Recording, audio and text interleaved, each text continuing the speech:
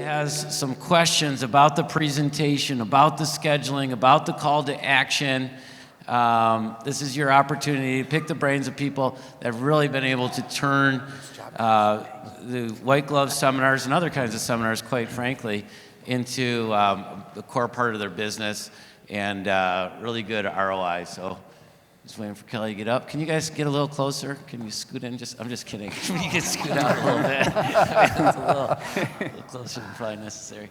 Okay. So, are you ready? No, here we go. Oh, good. Not bad for 53. My question is about how you position the follow-up meeting. And so I was trying to listen to that as an attendee in the workshop.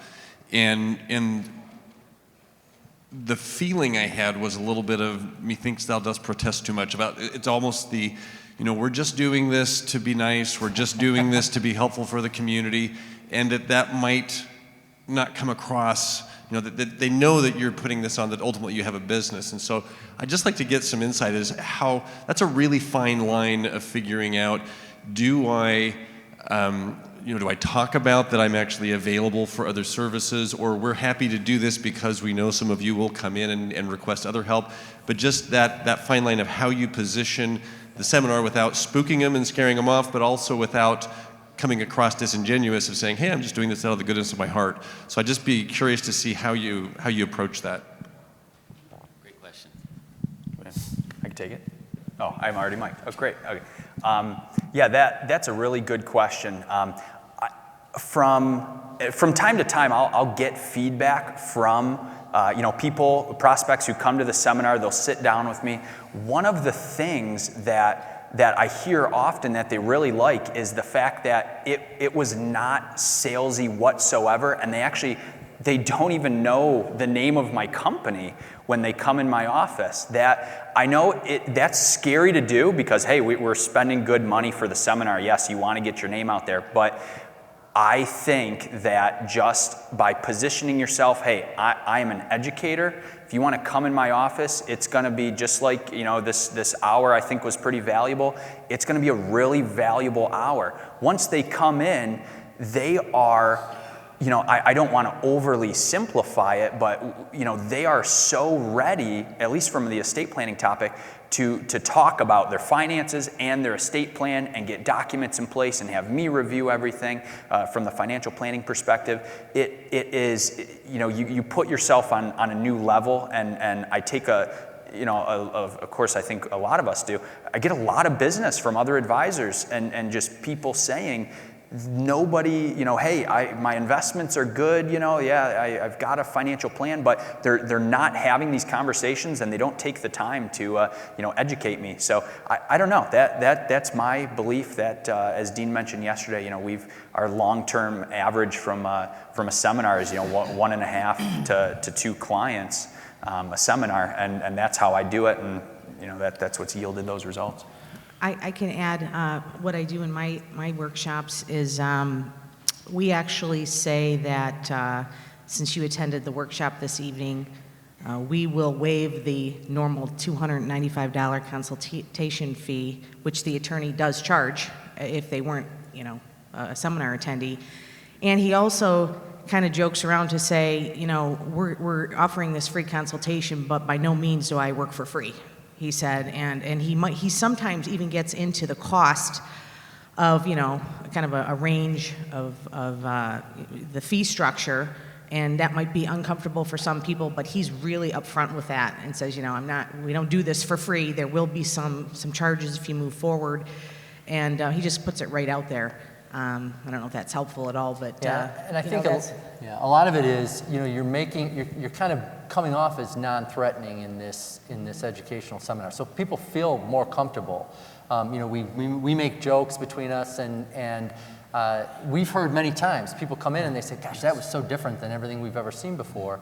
And I'll often throw a question, because we right from the start say, if you have questions, raise your hand. It's a small enough group, we can take the questions as we go along. And I'll get questions like, what does this cost? And so I will address it in a range. Typically an estate plan for a married couple is going to be between $2,000 and $5,000. So that's not inexpensive. You want to make sure that it's going to work. And I say, but we're not going to, we're going to talk about your situation if you come in and meet with us. But nothing's going to be sold. At the end of that meeting, if you want to engage us, we can let you know at that time what our fees are. And if you want to take advantage of another meeting, you could at that point. But this meeting is not going to be about really typically selling anything.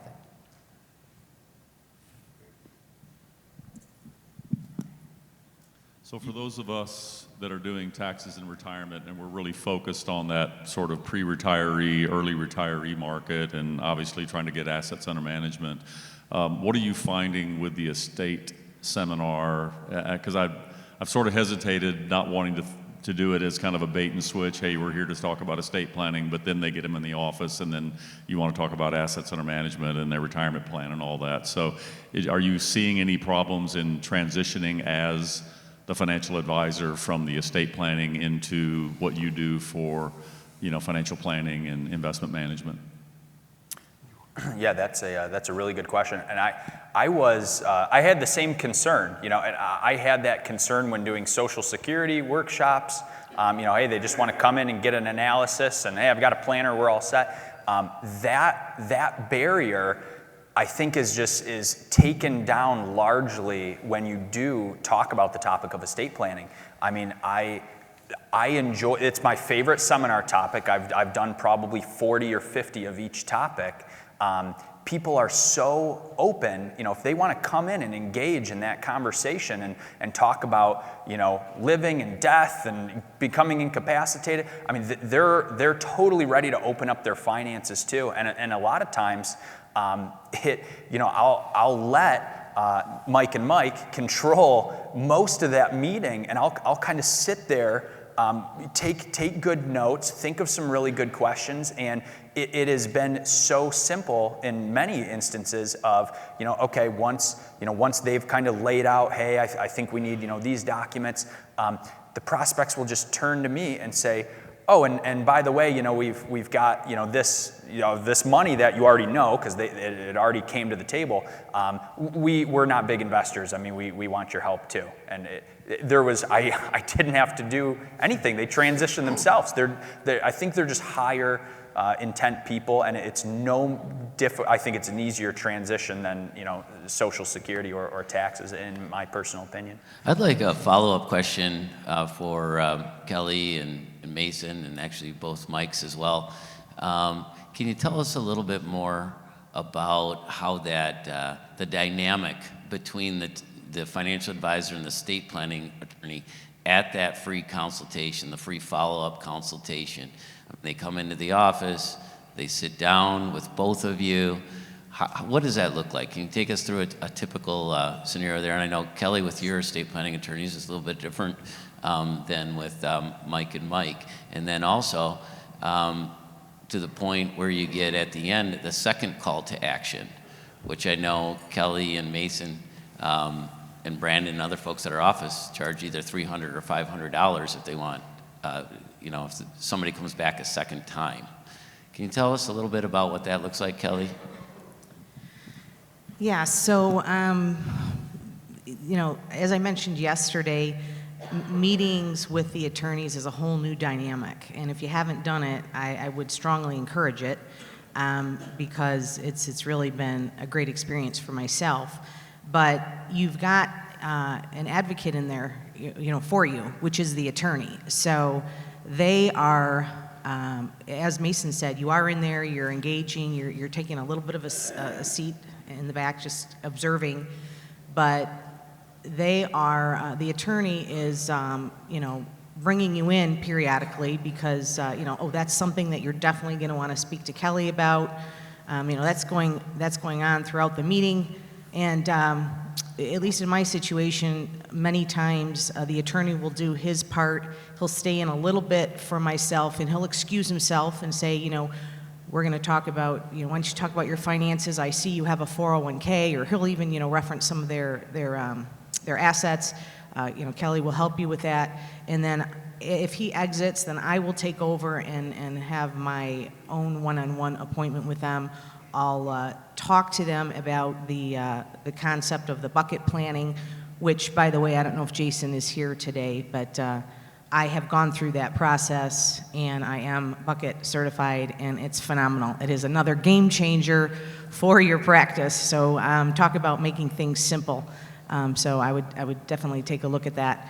But and then are they going to move forward? None of them have ever seen this before, the bucket planning I'm talking about. So they may have done financial planning with their current advisor, or maybe nothing at all, but they're really engaged in that because they understand the simplicity of it.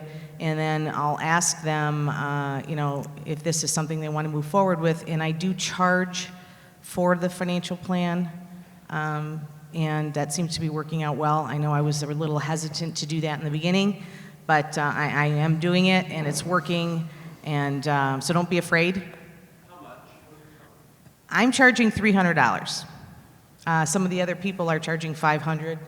I don't know. That's just, I don't know, what I'm charging, but it seems to be working.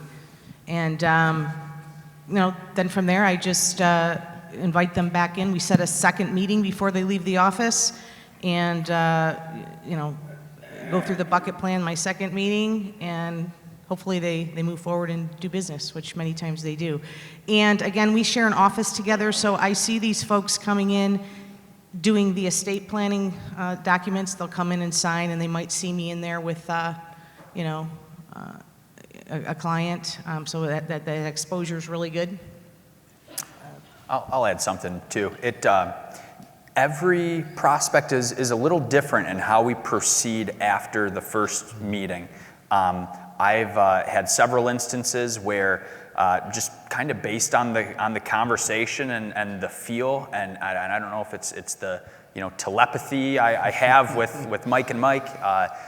We just do the second appointment together again. And we're signing documents, or we're getting more information, or they had to think about who they want to list on their, powers of attorney and things like that. So a lot of times we'll do the first meeting jointly, always. We'll do the second meeting jointly as well, but sometimes, and Mike Witzke and I had a couple people who did this. We had a first meeting, and they told us, we're interested in both of your services, and I was going out of town next week. They wanted an estate plan, so we just branched off. They met with Mike for a second appointment. They came back in the week after. They only met with me. We kind of just ran our separate processes after that, but communicated behind the scenes. What was actually really beautiful with that situation is the prospect called me up and said, hey, I did some trust with Mike Witzke. Just wanted to let you know. I said, great. I'm going to give him a call right when we get off the phone. Make sure that I change your beneficiary form, and I'll send you those. To make sure everything's all T's are crossed, I's are dotted.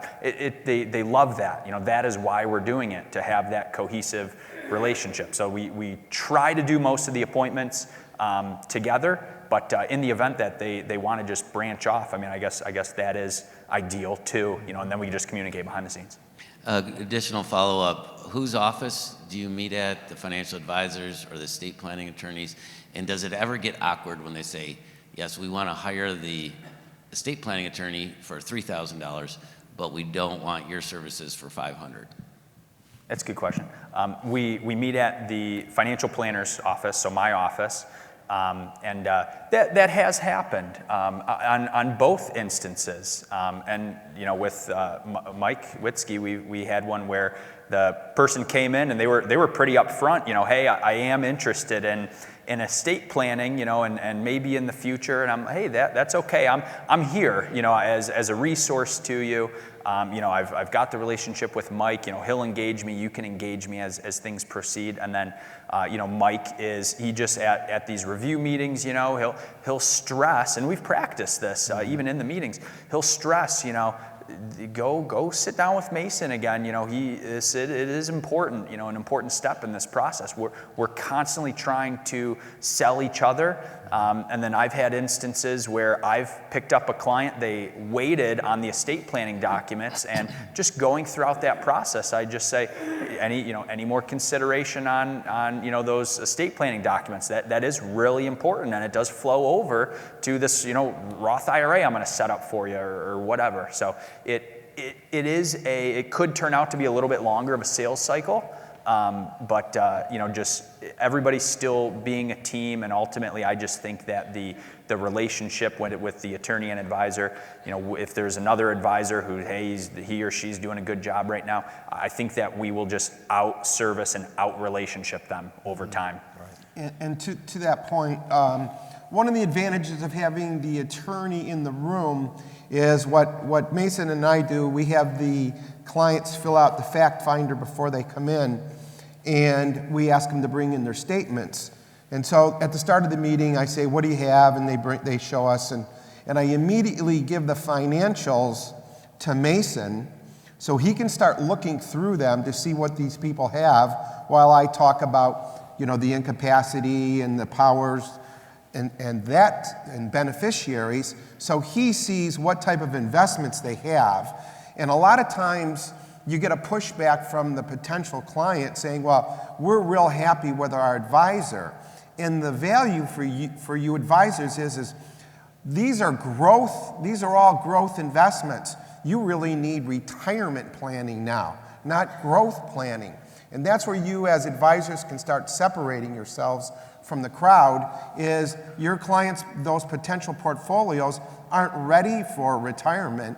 And that's where you can come in and say, well, these are good, but really, how long do you plan on retiring? 2 years. Well, your advisor should have started a program, and here's our value added. So you're not saying their advisor is bad. You're just differentiating yourself for the rest of their portfolio. Mm-hmm.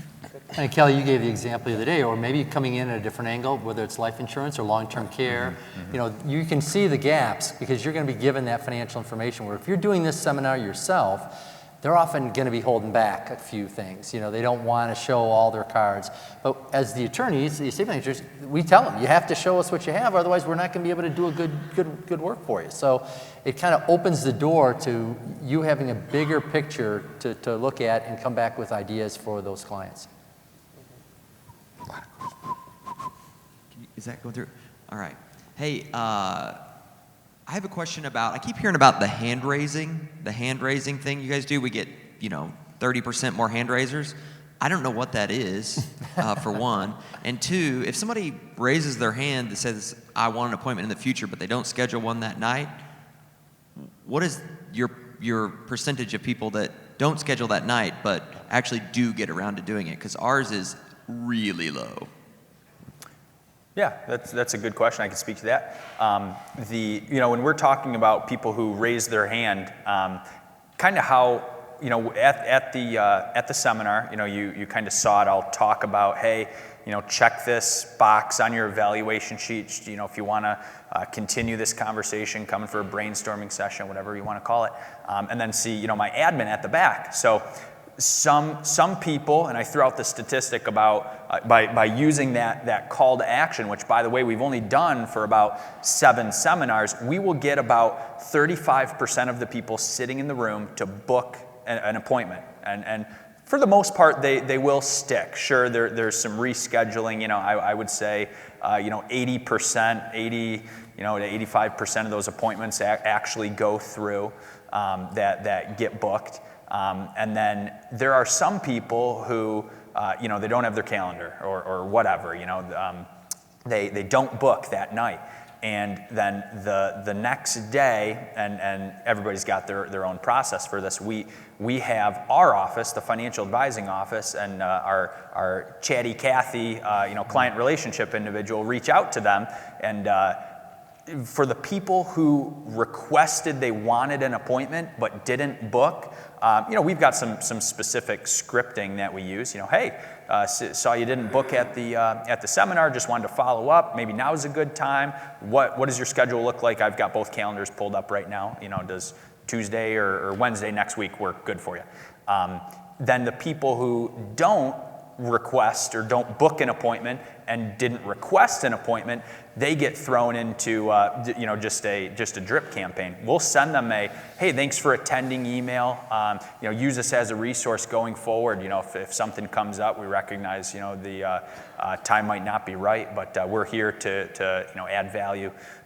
Should you need it, and it goes into the platform we use is Advisors Stream, who are here, Brian in the back, and that's who we send out articles and stuff like that to all those prospects. So I hope that answered your question. A lot of the follow-up is done at least by our office, but you heard me mention yesterday, at least with this big prospect, Mike just reached out, sent her an email, just from your own work email, that radio silent email, and got this person who was kind of procrastinating a really big opportunity for us. So it takes time. You have to just drip on them, reach out all the time. I just landed a client on Monday who came to a Social Security seminar 2 years ago. And the timing was right. They retired. They're retiring from Chrysler. There's a lot of opportunity there with the pension and all sorts of stuff like that. Everybody receives a thank you email the night of the seminar, or definitely the following morning, whether they set an appointment or not. And it's interesting how many people actually reply to that they want an appointment. So I think that's important that you get that email out immediately, and then have your support person or whomever call immediately, because we only have a short window that they're interested, right? I also think that there's a really great value that White Glove adds is that those individuals that did not show up, but they showed interest in it, White Glove gives you that for free. You don't pay for that butt in the seat. You don't pay for the contact. And I'm going to tell you that's where I concentrate my drip campaign on, because the people showed interest, that they were interested in that topic, and for whatever reason, weather or a family situation, they couldn't come. And I've converted about 25% of no-shows, and that's free money, and that's a great value that White Glove adds, and I think it's really wonderful. You should concentrate on that as well. Well, thank you, Michael. I know it's, and the rest of the panel.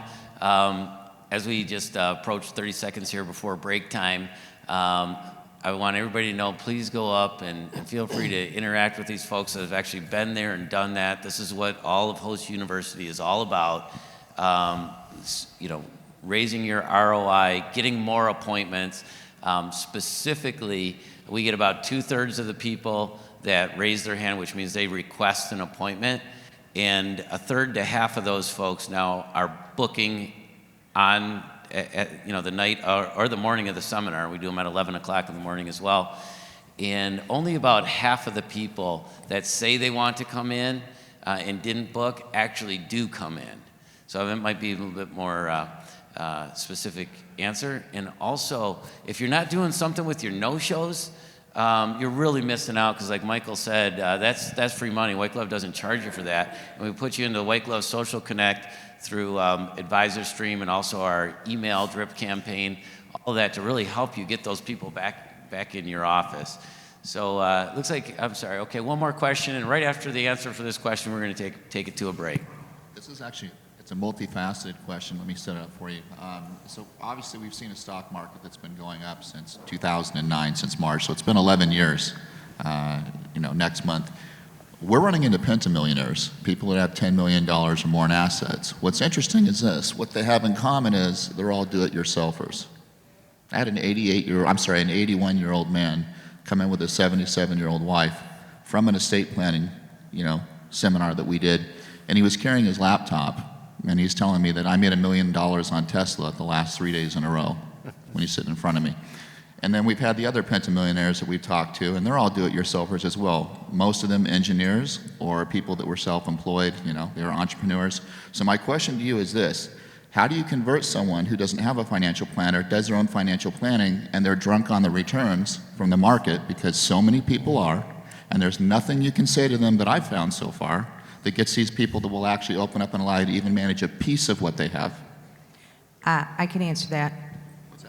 You need to do a bucket plan on them, because they may think they're do-it-yourselfers, or you may even think they're do-it-yourselfers, and I've actually had a couple of those people.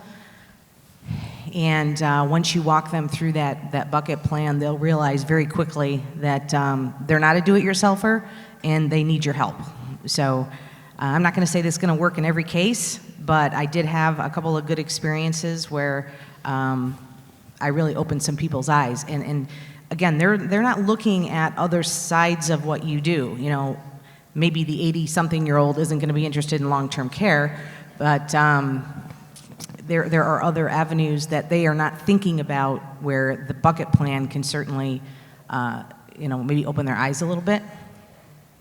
Yeah, and when somebody, they say, I'm happy with my advisor, here's the statements, but if you as the advisor say, well, okay, thank you, which are the now, the soon, and the later accounts here? They're going to look at you like you have two heads. What do you mean? And that opens up the conversation in a little different direction. But specifically to your question, too, I mean, nobody in this room is going to land 10 and 13 and $15 million accounts from estate planning, on the reg at all. Those are really tough nuts to crack. And remember, we only have maybe less than a 10% closing ratio, so that person would be in the other 90%. In a situation, my personal practice, when somebody, pretty much anybody, is a do-it-yourselfer, that doesn't mean that both spouses are do-it-yourselfer. So my personal technique with that is to look at the spouse. Okay, so if he isn't here anymore, do you feel comfortable trading this Tesla stock back and forth? And I assume you know what the cost basis is on everything on that. And of course, then she's kind of, or he or whoever, no, not so much. Well, okay, then maybe you need to engage with an ethical and a fiduciary financial advisor, so that and the do-it-yourselfer, you're going to vet me out over the next couple of years, so you know that when you're gone, that your spouse who's not a do-it-yourselfer is in good hands. Don't you think it's better for us to figure that out now when you're alive versus if you pass away first, having all that burden on your wife? And when she's sitting right there, she's like, hell yeah, I've been worried about that for 20 years. Finally, somebody said something to this arrogant do-it-yourselfer. That's what she's thinking. And then they talk about it in the car on the way home, So with that, we are still taking testimonials. So thank you for those who've already, I think we have 15 or 20 already, so appreciate it. Let's get started again right at 9:45. Thanks again to the panel. And we're in the home stretch here, folks.